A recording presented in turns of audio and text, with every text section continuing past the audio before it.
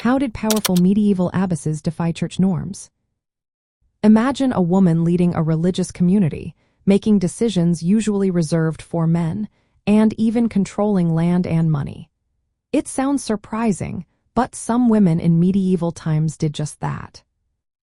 Abbesses were the female heads of monasteries and convents, and they often held more power than many expected. In some early Celtic monasteries, women like Saint Brigid of Kildare led mixed communities and even had bishop-like authority. This was very different from the usual church rules that kept women in a secondary role. Some abbesses could hear confessions, bless people, and even excommunicate members. For example, Fara from northern France exercised priestly powers, which was not common for women. These actions challenged the normal limits set by the church that kept women from holding spiritual authority. In the political world, some abbesses ruled over large areas. Elisabeth von Wetzikon, for instance, controlled land, coins, and taxes in Zurich. She acted as a judge and was like a ruler of the city. This kind of power was rare for women and went against the usual idea that women should be subordinate to men. Abbesses also stood up to church officials when needed.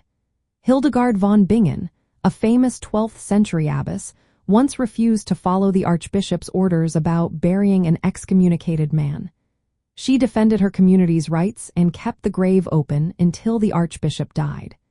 This showed how abbesses could challenge male church authority when they believed it was right.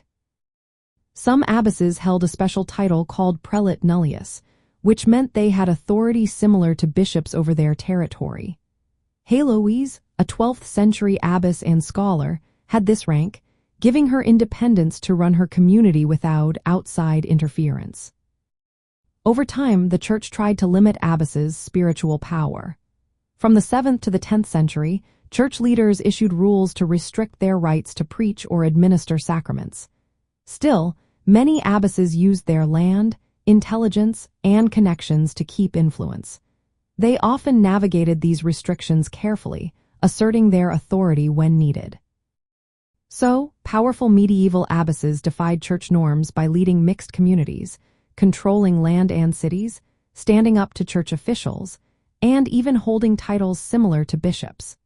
Their actions showed that women could be strong leaders in both religious and secular worlds, challenging the idea that only men could hold such power.